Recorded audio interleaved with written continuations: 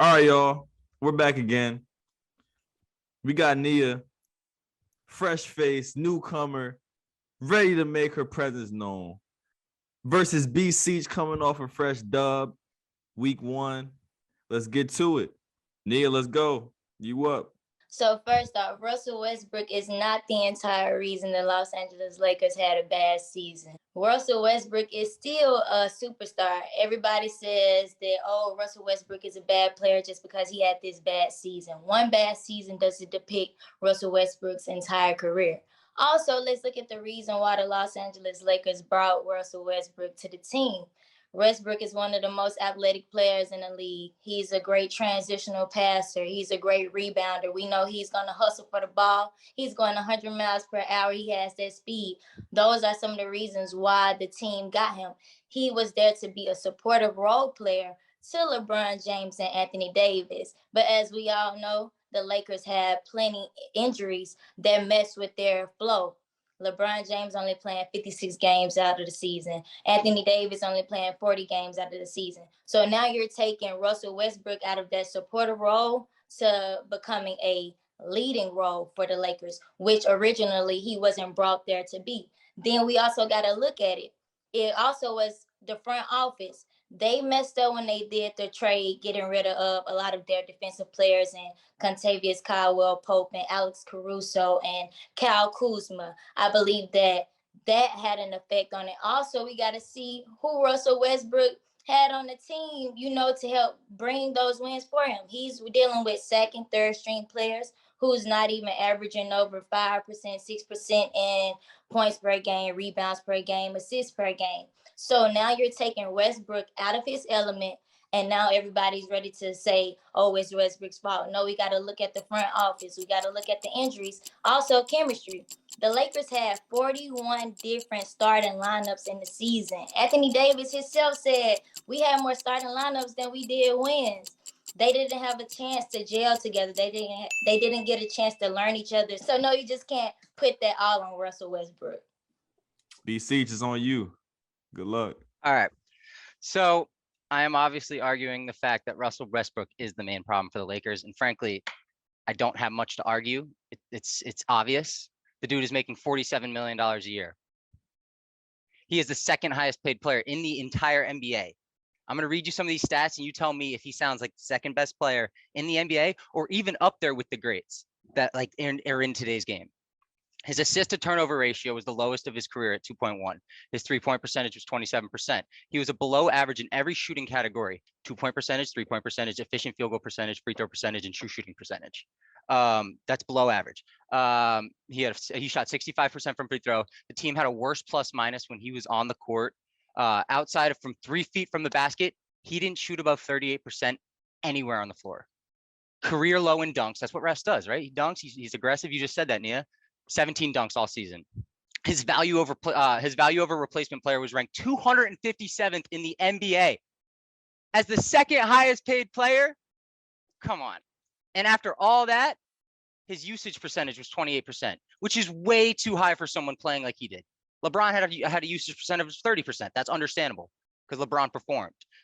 So, I mean, players like KD, LeBron, Luka, Giannis, and literally everyone in the league but Steph are getting paid less money than him. $47 million a year? That is insane, guys. Come on. Spending this much money on one player is not, it just limits you to build your roster around him. You give $47 million to a player. I don't care if he's good or bad. In this case, he was horrendous. You can't build that depth. So Nia, you speak about injuries, right? You can't have depth around him if you have all that money going to him. You can't, how are you going to have depth on the roster if you're spending all that money on Russ? You can't build a team around him. So when someone goes down, you have no one to take that slack. So it's been a disaster. Russ is the problem. There's no other way about it. I mean, yeah, it's $47 million a year. Caleb, Elijah, Jordan. Time. Man, great opening statements, man. Great opening statements. We're going to get into our first rebuttal. Nia, you got the floor. All right. So you speak about them not being able to have depth around Russell Westbrook with him being with the team paying him a lot. That goes back to my point with the front office. Before they got Russell Westbrook, they knew what they were trying to get into. Also, we have to look into the circumstances of why Westbrook played how he played. We also have to look at how the Lakers, they brought him as a supportive role. Yes, Russell Westbrook is not known for three-point shooting, for perimeter shooting. He's known for driving to the basket. He's known for mid-range shots. That's not why the Lakers brought him there. They brought him there to offset the weaknesses of LeBron, Anthony Davis. LeBron and Anthony Davis, they can make those three-point perimeter shots. Russell Westbrook was brought there for those mid-range and driving the baskets. So it goes back to why him being back in his element. And it also goes back to the front office. Before they brought Westbrook to the team, they knew how much money they had. That was a decision that they chose to make. Those are good points. Thanks, Nia. So now we got Brandon. So Nia, I'm going to use your words. They went out and got Russ as a supporting role, right? That's fine. You can go get a supporting role. I just don't want my supporting role player being $47 million a year, the second highest paid player in the NBA. I would spread that personally. I don't know about you guys. I would spread that around, get some depth, and spread the wealth. Like, I mean, I want, if I'm paying someone, the second highest paid player in the NBA is on my team, I want him to be a top 5 player in the NBA. No matter what. I want that. I want him to be a top 5 player in the NBA. And also you said injuries were a problem, right? AD played the same amount of games he did as other years with the Lakers. So AD played 40 games this season and LeBron played 56 games. You know how many games they averaged in their previous seasons with the Lakers? AD averaged 46. LeBron averaged 51. So LeBron played more games than he normally does. AD played 6 less games than he normally does. They won a championship with AD playing that many games. So that's clearly injuries aren't the problem. And when they were full strength, they weren't even that good, and they still weren't even that good. And I'll leave the rest for later, but that's my rebuttal for now. All right. Those are great rebuttals. We are on to the cross-examination. Nia, you're up. All right, so Brandon, we get that Russell Westbrook is getting paid a lot of money, but that goes back to the point. The front office knew what they were doing when they got Russell Westbrook. They could have chosen not to get him so that they could create depth in the rest of the team, but they chose not to. So that's not a point. Also, second with the injuries very much is important, because if you have LeBron James, who is supposedly your superstar, and you have Anthony Davis, who is your second superstar of the team, they usually have the ball in their hands. And going back to your own stats, they didn't get those stats not having the ball in their game and the ball in their hand. And also, let's look at it like this. Russell Westbrook, he did what he was brought there to do. He was brought there to be that aggressive. He was brought there to be that aggressive player. He was brought there to, help facilitate, which Russell Westbrook does. But my point is that they took him out of his element. So I just want to know, why do you believe that the injuries wasn't a factor of the Los Angeles Lakers not having a good season? Like I said in my previous statement, they won the championship in what year? 2020? Okay. LeBron played 52 games that year. How many did he play this year, Nia? 56. Okay. So was he really that injured? AD played 53 games that year. How many did he play this year? 40. Okay, so AD was injured for 13 games. But it's not the end of the world. B-Dog, you're up for your cross-examination. Nia, I'm gonna list 2 players off for you. Player 1 and player 2, all right? And at the end of the day, you tell me which player you would want on your team. Player 1, he averages 18 points, 7.4 assists, 7.1 rebounds, 27% from the field, 65% free-throw shooter, $47 million. Player 2, 18.5 points, 4 assists, 3.5 rebounds on 45% shooting from 38% shooting from the field, 90% free throw percentage, $3.9 million. Who you want, Nia? I'm going for the $3.9 million because it cost us less. But Thank you. Player 1 was Russell Westbrook. Player 2 was Jordan Poole. Simply, it's not just the worst contract in the NBA. It's the worst contract in all of sports. I mean, he is a below average player and he's getting paid like he is the best player in at his sport. not just the NBA. He's getting paid like he's the best player in all of sports. It's a problem. And yeah, it is blasphemous. All right. Last rebuttals. Got you. So you speak about the year of 2020 and you keep speaking about Russell Westbrook and costing all of this money, but I also have to go back into the fact of circumstances. Russell Westbrook wasn't on the 2020 Lakers. Also, the Lakers had more depth with their defensive ends with Kyle Kuzma, KCP, Alex Caruso, Montreal Harrell. You had Dennis. Yes. Yeah, because they could afford it. Okay, but it goes back to the point that Russell Westbrook wasn't on the team at the time, but now we're looking at him being on the team. The money is already spent. He's already there. You have to work with what you got. The Lakers front office, as I keep saying, they knew what they were getting themselves into when they got Russell Westbrook. And they originally got him so that he could be that supportive role player. It wasn't his fault that LeBron, Anthony Davis, Kendrick Nunn, that they fell to injuries. And now that's taking him out of his element. Even Russell Westbrook stated himself that he never got, I know a lot of people clowned him for this, but he never got the chance to really help the team how he wanted to. You keep bringing up the front office. Mm-hmm. And the front office is all revolving around Russell Westbrook. Mm-hmm. And here's the thing. If Russell Westbrook's making 10 to 15 million, $5 to $10 million a year, it's not a problem. Not a problem at all. But they went out and got Russell Westbrook, who's this all revolving around? They went out and got Russell Westbrook and he played horrendous. If he doesn't play bad, then we're not having this conversation. But here's the thing. You went out and got Russell Westbrook and he played terrible and he is the highest paid player in the NBA. Like, it's all falling back on Russell Westbrook. I don't care if the front office went and got him. That's like that in a way that's proving my point. That it's just coming, like they got him, it's coming all on Russell Westbrook. It's all Russell Westbrook's fault. So, I mean, that's really all I have to say about that. But by you saying the front office acquiring him is the main problem, they acquired Russell Westbrook, and that's the problem that that's why we're having this debate. Like that's the main problem. Like that proves my point. You know what I mean? Closing Close statement. it out. In my closing statement, I still believe that Russell Westbrook isn't the entire reason for the Lakers having a bad season, because what basketball isn't a one-man show. It's a team sport. Everybody has to go out there and contribute. What Russell Westbrook was playing the 1, the 2, the 3, the 4, and the 5 by himself.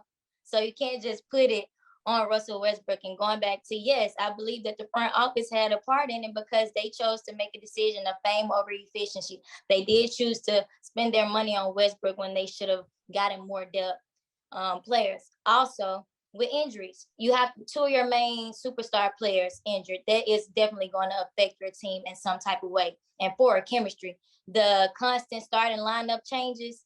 They didn't have time to be solid together. They didn't have time to gel together. They didn't have time to go from how they're playing practice and end game. We all know everything changes when it's game time. We all know that how you play in practice is going to be different. So they didn't get that chance to get to fill out each other's rhythms and playing styles on the court. So no, it's not Russell Westbrook's entire fault why the Lakers had a bad season.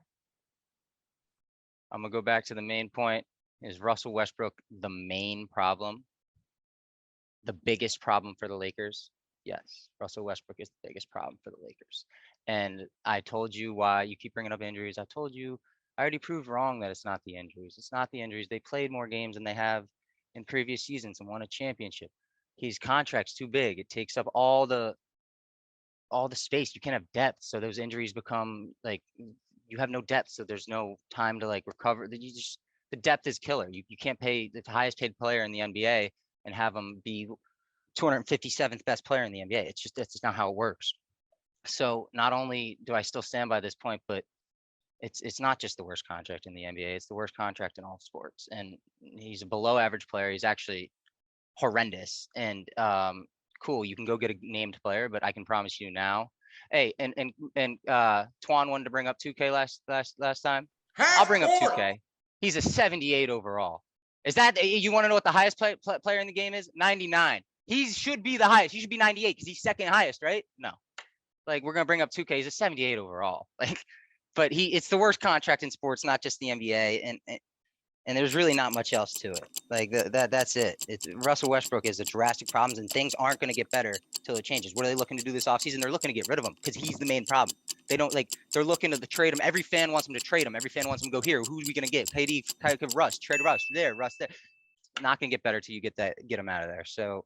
There's opening statements, man. I think well, Nia, you had really good points with he was brought there as a supporter, he wasn't brought there as a leader. And they had different lineups. That plays a role, that plays a part in it. Chemistry is big once teams gel with the superstars. I mean, you've seen it with the Heat when they lost to the Mavericks, like they had a super squad, but chemistry was big. So that was a good opening statement. And then BC, you came in with the second highest paid overall, second highest paid in the league. That's big because you can't build around that. I mean, if a contract's taking up that much space, it is hard to build. So those are both great opening statements. I was siding a little more with Nia on the opening statement, so I got you winning that. The first rebuttal, the circumstances, it was, the front office, they did decide that, but like Brandon said, I mean, the contract does suggest that, if you pay somebody that much, they got to take on some responsibility, and they got to put the team on his back. And I just want to point out that Russell Westbrook was on a shitty team last year, and he averaged 22, 11, and 11. So he's capable of doing it when he has shitty people around him. So, that was on him this year. So I got Brandon winning that one. With the cross-examination, I think Brandon had a really good reference with the player one and player two. It's hard not to give him the nod on that one. So I got BC winning that. The second rebuttal, you got to put Russell in position to be successful. I think you had some good points with that. So I was definitely feeling you with that. Because regardless of the person, he got to be in the system and he has to be put in position to be successful. So I sided with you on the second rebuttal. The closing statements, it was tough because y'all were tied up to this point, but I sided with BC, so I had BC winning the debate. That's on me. Great debate though. Great debate. Appreciate it. This is my favorite and the best debate so far because both of y'all, like I texted in the group with Jordan, Caleb, and Shannon and said, yo, I'm torn. And this is like when after both of y'all finished, I had no idea who I thought won until I looked back at my notes. So I'm about to get into it. Nia, I think you went first. You made multiple valid points. I didn't know how you're going to approach this, but with the as far as Russell Westbrook and bringing up management, statistics, percentages, talking about his surroundings, the team they built around him, injuries that played a huge portion, the 41 different starting lineups, and even a quote from I believe it was Anthony Davis that you had me on my heels with that. I was not expecting you to come that hard off the rip. But BC really, he came back 27% 3-point percentage, below average in all shooting percentages, and they brought him in because he's he's considered one of the more athletic guards, and brought up also lacking in the dunk category, and of course the focal point, being the second highest paid, but having one of the lowest productions. However, I gave that one to Nia because of all the backup that she provided. It just really, convinced me for that one. Strength of the rebuttal. Looking at the circumstances, Nia, looking at the circumstances, not his production.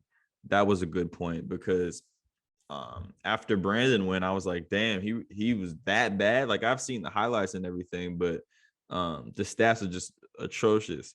And then bring up the point that they brought him in to offset AD and Bron, offset their weaknesses specifically. Brandon, you reiterated the money issue, but that's really all that you gave for that second one. So I gave that one to Nia as well. This is where it started to get a little tricky for me, and when I just had no idea what I wanted to do. Nia, you lost me on the he did what he was brought there to do. That's a direct quote. That's just the opposite. Obviously, he didn't produce at the end of the day. So I gave that one to Brandon just off the strength of you saying that. And then Brandon came back again with the second rebuttal with a Mike Tyson haymaker with the no-name comparison. That's some stuff straight off of Stat Muse on Twitter, you know. So that one, I no matter what you said, Nia, I don't think you could have recovered from that. However, I almost had you recovering when you mentioned that the front office brought him in to supplement the players from the 2020 team, because that is a fact. All their role players, KCP, Caruso, a bunch of other players that they either traded away or didn't sign back, that they tried to supplement with that Russ West signing. You know, that was a good fact, but it just wasn't as strong as the Mike Tyson haymaker. I'm gonna skip the closing for now, and I'm gonna just get to the use of facts. So, in examples, I had that as a tie. Presentation style, I had that as a tie. Y'all both were really structured, brought up multiple points, quotes, stats, percentages. Both I put as a tie for presentation style. Y'all killed it. I was entertained the whole time. Both really organized, prepared. I laughed for both of y'all points. Like y'all funny. Haymakers, I had to give that to BC. Just he had more haymakers. However, Nia fought back with consistent jabs, so I had that as equal as well. So now to my winner, the closing. So I had to resort to my notes for this one because by the end of both of y'all debates, I didn't know. I had no idea who I thought won. However, Nia, you for basically what I put in for your closing was that you can't blame Russ for the losing. Not only did he not have time to gel with the team, all the injuries, their chemistry, the front office knew what they were doing when they signed him. I wasn't really sold on that. But B. Seach, when you hammered the point of the salary consistently throughout your debate, and his production not equating to his salary, which is a fact. However, who gave him that salary? Who gave him that contract? Everybody knows that Russell Westbrook is erratic. Now, nobody expected him to have that output and that production this year. However, just Nia saying that the front office, I mean, it's true. The front office is to blame. They're the ones that traded off their role players that got them that championship and gave all that money to Russ. You can be as mad as you want at Russ for, shooting off the glass all crazy and whatnot and turn the ball over. But that's the gamble that the front office was willing to make when they signed him. And even though I blame Russell Westbrook for his atrocious play, they brought him there. So the final look is always going to go to the front office for bringing them in there. At the end of the day, 10, 15 years from now, they're not going to blame Russell Westbrook for that bad season. They're going to blame the front office for making those executive decisions. So I gave the dub to Nia. That debate was crazy. That was really fun to watch. So before I even start, kudos to y'all. Y'all went at it. Y'all both brought up great points. I'll start with Nia. Opening statement. I like your points about one bad season does not dictate an entire career. I didn't like your point that you say he's super athletic and has speed. I feel like that was earlier in his career. I feel like now, that's not really his game. And I don't think they thought that's what he was going to do when they brought him in. That's my personal preference. That's why I wasn't really feeling that point. But I still think you had a strong opening statement with saying their injuries. That definitely played a role. Not having two of the best players on the game.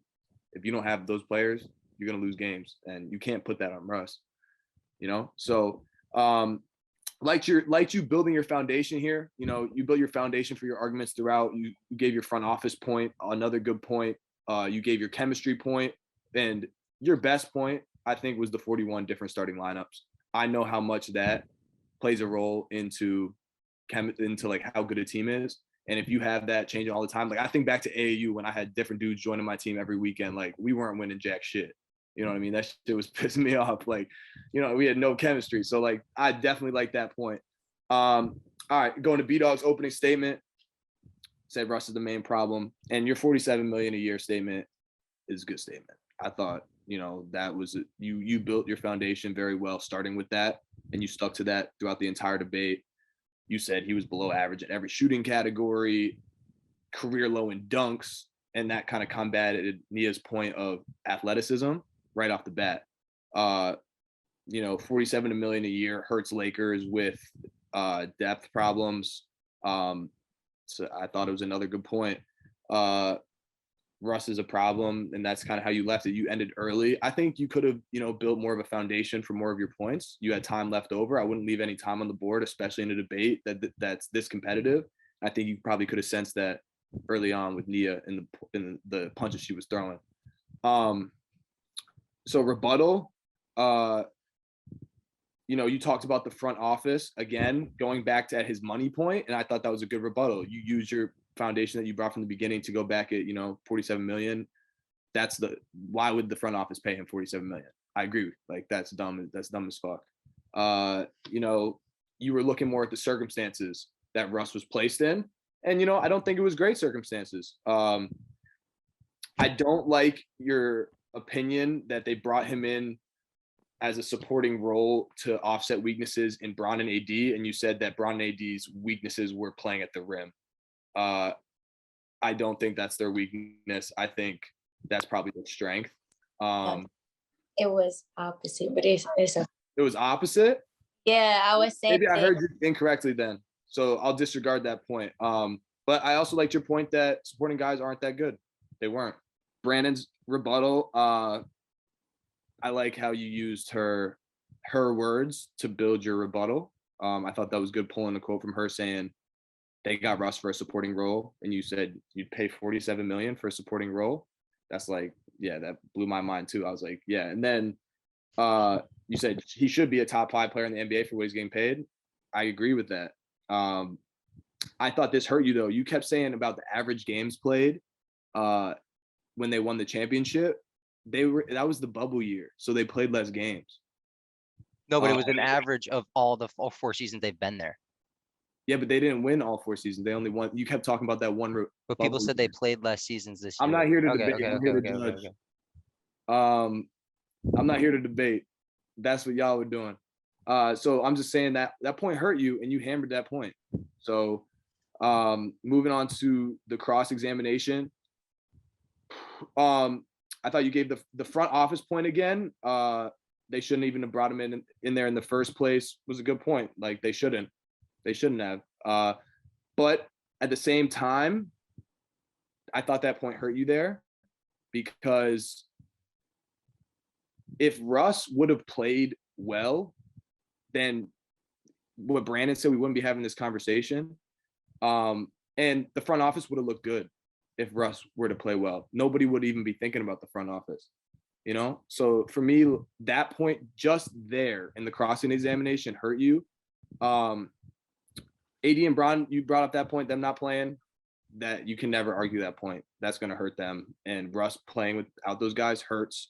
I thought, you know, you should ask more questions quicker in the cross-examination. And then Brandon brought up the bubble point again with the games played in the cross-examination, hurting himself. So I thought you did good there. He didn't even have to talk because time was up, but he was hurting himself. Brandon's cross-examination, I think Caleb said it for this. I thought that was one of the best cross-examinations we've heard with player 1, player 2. I mean, Jordan Poole is producing the same as Russ, and he just won a championship, showing that supporting role is very valuable. And, you know, that you can't argue that point. Like, I would much rather Jordan Poole over Russ, especially seeing what he could do in a supporting role. That's a supporting role. Those numbers are supporting role numbers, and on a championship team, at least. Last rebuttal, you were talking a lot about circumstances, Nia. you said fame over efficiency in your last rebuttal. And I think that hammered home your point of the front office. They went for fame. That's what the Lakers do. Showtime Lakers, but it hurt them. You're right. Showtime Lakers want Showtime. If you've seen the show Showtime Lakers, it's a business. It's a business. And they went for the business move.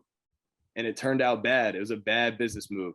So that was, I like that point there. Brandon's last rebuttal, you just put everything on Russ.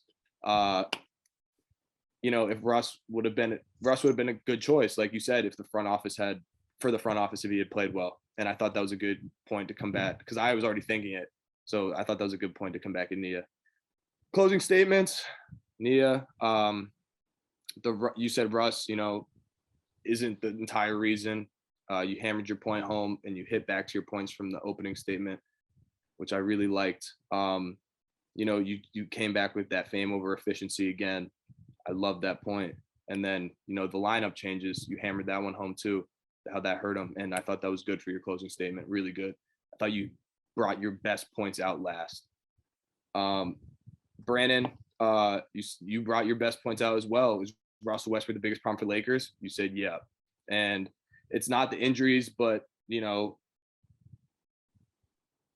kept saying the bubble, like the bubble season with the injuries, them playing games, that hurt you even in your closing statement. I thought, that was, for me, that just really hurt you throughout the whole thing. But when you said 257 player in the NBA is getting paid that much, and then you brought up 2K and how he's a 78, great point. I'm surprised you brought that up towards the end. I would have hammered home some of your more points. This was the hardest one I probably had to answer. But Nia, I'm sorry. I got to go Brandon. I got to. I can't see. And this was the sole point for me, was the Jordan Poole point. And the front office fucked up with Russell Westbrook, but had he would have played well, the front office, it wouldn't even been his fault. So everything kind of falls on him. And I wasn't even thinking those points. Like the points y'all were making, incredible points. So Thank you. Kudos to both of y'all, man. That was definitely hard. Okay, so unfortunately, if I could have called it a tie, I considered calling it a tie. I really did. If I could, I probably would as well. The points that y'all were making were so good. They were great. Y'all both clearly prepared. That was good shit. Appreciate y'all. Appreciate I ain't gonna lie, Nia had the harder argument, in my opinion. Definitely. It was like her against the world. Like, I'm on Nia's side. Everybody has blamed Westbrook. That's been that's what I'm saying. It's like you against the world. Yeah. You know what I mean? Like everybody would probably disagree with you, and you were going against everybody. So like, bro, that was such a good debate. It was. That was a really good debate. I stand with Nia. Paul and I was talking about it the other day, and we were like, yo, AD needed to get rid of this swag and put some damn shoes on.